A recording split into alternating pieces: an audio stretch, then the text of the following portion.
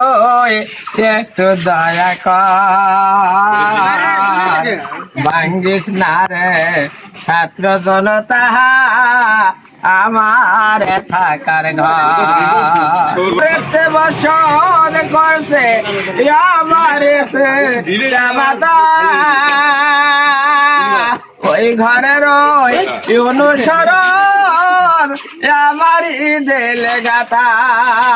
বাংলা রে তুই, বাংলা রে তুই একটু দয়া কর,